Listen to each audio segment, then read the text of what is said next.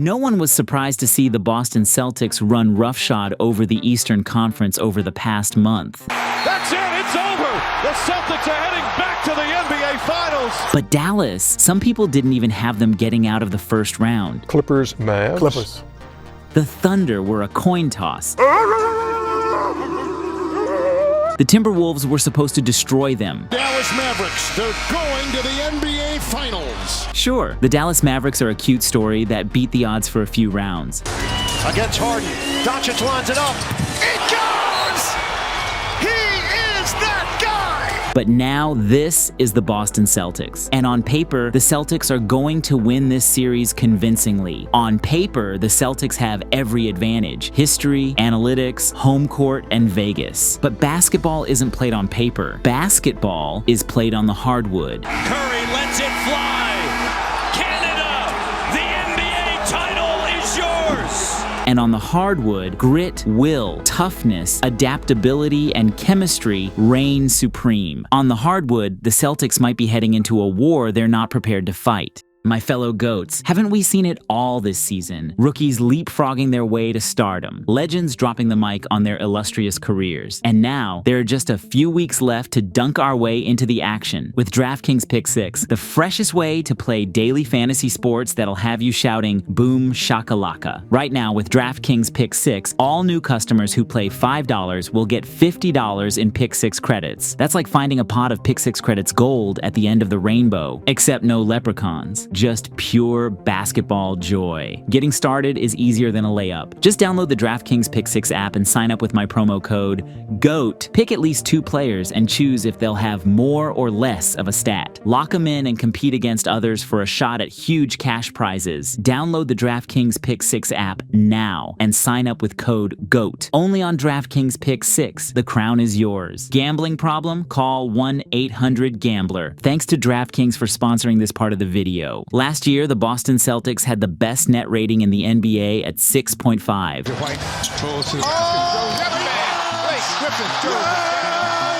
They were the league's second-rated regular season offense behind Sacramento. Gets it in. Brown takes it. Shot.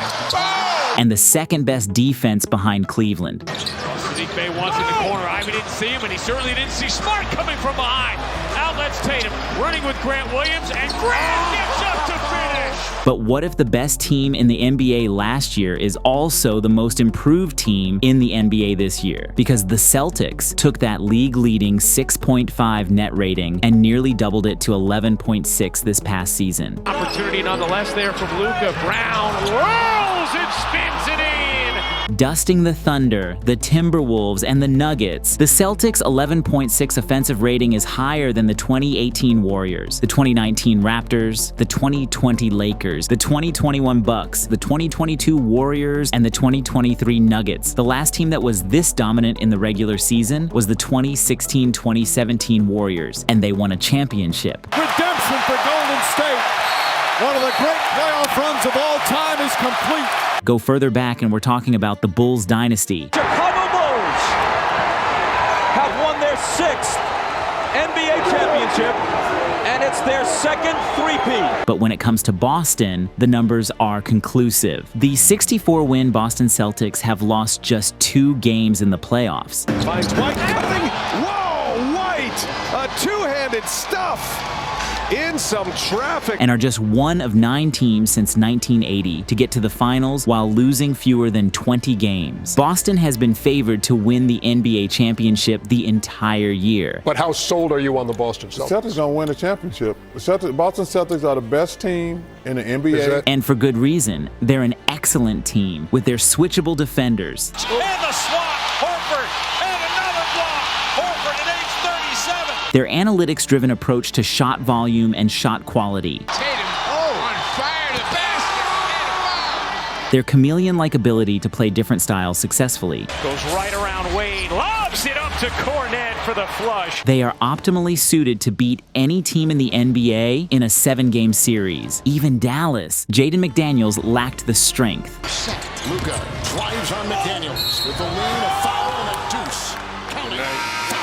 And look, he's having words with Snoop right now. Snoop appreciating. Lou Dort lacked the height. into the chest of Dort, kicks it to Washington. Three goes down. P.J. Washington can't be stopped. But in Jason Tatum, the Celtics have the optimal blend of size, length, and strength to bother Luka. Brown gets it to Turner. He's stuffed in there by Tatum. Stuffed in there by Tatum. Jaylen Brown also has the size and strength to bother Doncic, and should get plenty of tries to do it. Always got to rain on the parade. Look at JB. He dropped Doncic. Highlight reel stuff from Jaylen Brown. In addition to this, they're not doing it alone. Swiping down in the gaps are incredible team defenders who can suffocate the Mavericks' at times Luka-centric offense. He'll make a move, the bump, the feed in the corner. Oh, what a play! What a rejection in there by White! By pushing the offense away from Luka, the Celtics can force inconsistent shooters like P.J. Washington and Derrick Jones Jr. to become bigger parts of the Mavs' offense. And Irving the other way. McDaniels on him. In the corner, open. Washington with a three. And what about Luka's backcourt mate, Kyrie Irving? The Celtics might be better equipped to guard Kyrie than any team in NBA history not named the 93 Bulls or the 91 Pistons, with Derek White and Drew Holiday, who've made a combined 8 all-defensive teams. Here comes Butler the other way. Across. And White blocked it. Are you kidding me? That's ridiculous. 3 blocks for Dereck White. Kyrie could be in for the longest series of his career. Critics of the Celtics always point to past failures, but so many teams knock at the door for years before breaking through. Since drafting Jason Tatum, the Celtics have gone 360 to 194, winning 65% of their games, and they have never finished below 500. Tatum now drives, and Tatum on exclamation point. Tatum has started in 108 out of 108 playoff games over that stretch, averaging 24 points, 8 rebounds, and nearly 5 assists. Tatum drives, goes inside, behind the back, Horford, corner three, puts it in! Al Horford from downtown. Not too shoddy, given the constant narratives around him not being built for the big moments. Tatum and Brown forced a Game 7 against LeBron's Cavaliers in 2018. Tatum on the move. Tatum's got to put it up, just gets it off in time, and nails it. Without Kyrie and Hayward, and the same media members that rushed to crown them an up-and-coming dynasty 6 years ago have been scrambling to paint them as frauds ever since. But let's forget the past. This 2023 team is different. Sure, Brown and Tatum are still there. Throwing in the corner, Brown fakes, fires up the three. Bang! Bang! Jaylen Brown knocks down the three to tie the game. And Joe and D. White are familiar faces from past iterations. But the additions of 2021 champion Drew Holiday and the OG unicorn himself, Kristaps Porzingis, have unlocked the best version of the Celtics yet. White crosses, spins, loses his footing. Oh, excuse me! But who cares about the regular season? This is the playoffs. The Spurs were the best team in the league in 2016, but then Zaza Pachulia happened. Leonard fires from the corner, and Leonard goes down again, and he's in pain again in front of the Spurs bench. And in the finals, the Warriors were way better than LeBron's Cavs. They were up 3-1, and then LeBron happened. Back to Iguodala. Up for the layup. Oh, blocked by James. LeBron James with the rejection. Basketball isn't all about the numbers, but the numbers do matter. Here's how the past 12 champions ranked out in terms of regular season net rating. The 2012 and 2013 Heat were 4th and 2nd respectively. They are ready to celebrate. The emotions come pouring out. All the hard work that started way back with training camp. The 2014 Spurs were 1st. The 2015 Warriors were also 1st. The 2016 Cavs were 4th. The 2017 and 2018 Warriors were 1st and 3rd respectively. The 2019 Raptors were 3rd. The 2020 Lakers were 5th. The 2021 Bucks were 4th. The 2022 Warriors were 5th. Take the case. And the current reigning champions, the 2023 Nuggets, defied all odds at 6th. In fact, the last time a team won a championship without a top 6 net rating, it was Dirk Nowitzki and Jason Kidd's 8th-ranked Dallas Mavericks when they beat 1st-ranked Miami. No, the whole world was telling us we were the one-and-done boys, that we were going to get knocked out in the first round. But this team has so much heart, so much determination. But this time it's even worse. Kidd's 2024 Mavericks finished 14th. And the last time we had a team team that finished outside the top 10 in net rating and won an NBA championship, it was the 1994-1995 Houston Rockets. If the numbers are to be believed, the Dallas Mavericks versus the Boston Celtics is about as lopsided an NBA Finals matchup as we've ever had. There's a reason everyone seems to be picking Boston, but there's also a reason basketball is played on the hardwood and not on the stat sheet. First of all, the Dallas Mavericks made two rather major additions at the trade deadline, adding PJ Washington and Daniel Gafford. So while they didn't finish the year as a top 10 team, they did manage to have a top 5 net rating after the trade deadline. Gafford goes inside, lowers the shoulder, throws it down, and the foul! The truth is that the Mavericks have been tested. Not only did they battle through an 82-game regular season slugfest in the stacked Western Conference. A three will tie it, and hand off to Luka. Back to Exxon. Got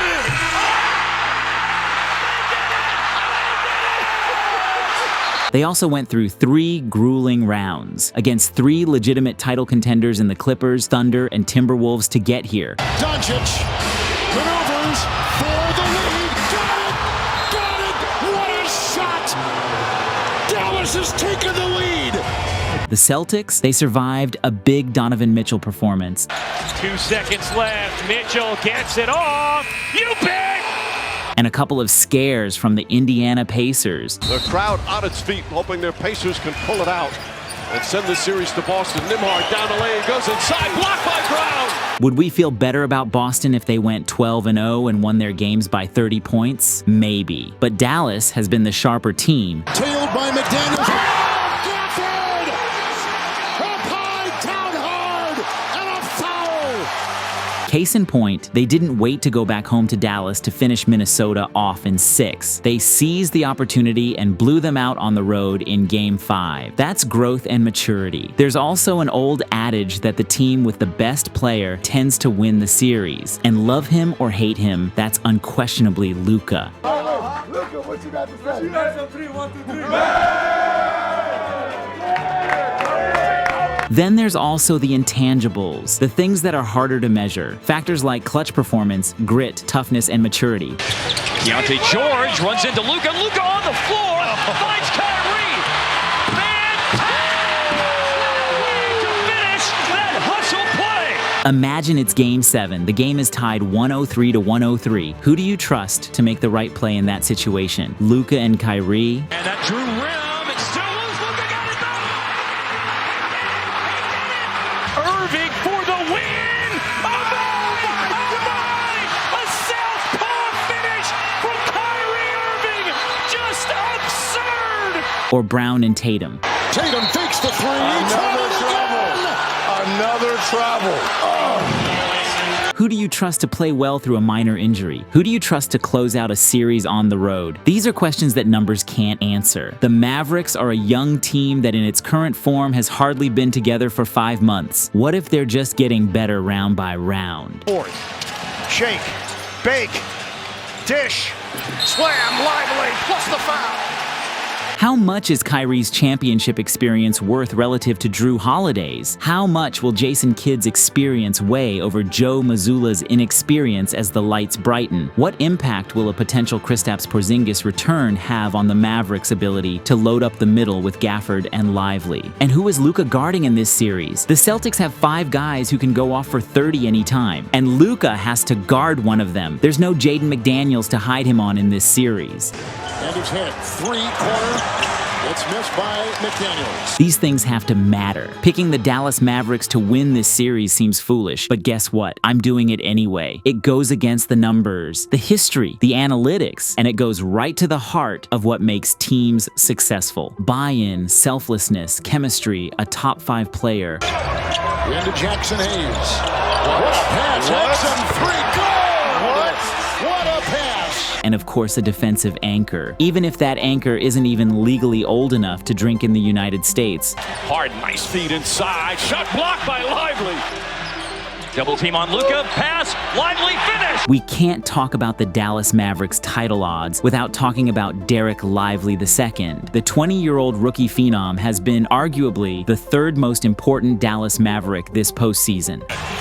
Lob for Lively. That was The eye test and analytics confirm that the Mavericks have been a different team with Lively on the court. Talk about big under pressure. Lively just hit 2 huge free throws to put the Mavericks up 6. They were 4-0 against Minnesota with him on the court and got blown out by 21 in the only game he missed. His on-off splits are elite, and he's been super instrumental as a playmaker in the short roll, as a speeding target in transition. Oh, another banger for Dallas.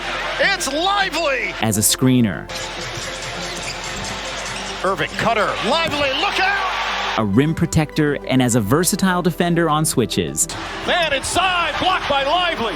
Lively is giving up just 36% field goal percentage on isolation switches during the postseason, and just 0.79 points per possession. Driving his Towns, Lively was there, loose on the floor, grappling for the ball, inside, picked up Lively. That's not just impressive for a rookie. That would be impressive for a prime Draymond Green. Finds Vonleh, blocked by Green. Oh, what a block from Draymond Green. And if the Mavs have any hope of protecting Luka against the Celtics' perimeter players, Lively will be asked to clean up more than ever against Boston. Dallas can challenge one more time now as Lively. The Dallas Mavericks are not a perfect basketball team, but they share one important thing in common with the vast majority of champions before them. They play together, and they play for each other. Luka. Nice pass out to Kleber. Good ball movement. PJ chased off the line. He kicks it out. A shot made by Jones! And a drop off for a jam by PJ! Championships are built on sacrifice. Oh, what a block from Gafford! They're built on a collective buying into the single goal. The word priority means that which comes above other things. But a real priority is something that comes above everything. The word is priority, not priorities. And the Dallas Mavericks have had one priority all year: a championship. They aren't hung up on regular season awards and contracts. They aren't chasing stats. Here, I'd get up and get 2 guys on him right now. Doncic with the desperation. They're playing for each other. They're playing to win. We ain't done yet. We still got 4 minutes. That isn't to say the Celtics didn't sacrifice their fair share. Porzingis is hurt. He's limping his way off the floor. He was questionable. He looks like he's got major concern right now. Jaylen Brown has talked ad nauseum about being able to do more than he's shown offensively. Holiday, White, KP, and Horford have taken a hit on their individual scoring stats, and Tatum has done whatever it takes defensively and on the glass to shoulder the loss of Porzingis, even playing center in certain small ball lineups. But through it all, there remains a hint of immaturity. An immaturity that had most of the Celtics players talking about Jaylen Brown's all-NBA snub. It's a snub, for sure. I don't understand how you can be the #1 team by a wide margin and only have one dude on that. And JB's been terrific all year, two-way player, so he definitely deserved to be on there. Or fans dissecting whether Jason Tatum was or wasn't really happy about Jaylen Brown winning the Larry Bird Trophy. An immaturity and lack of focus that had them dropping games to an injury-decimated Heat team in the first round. Now they're going back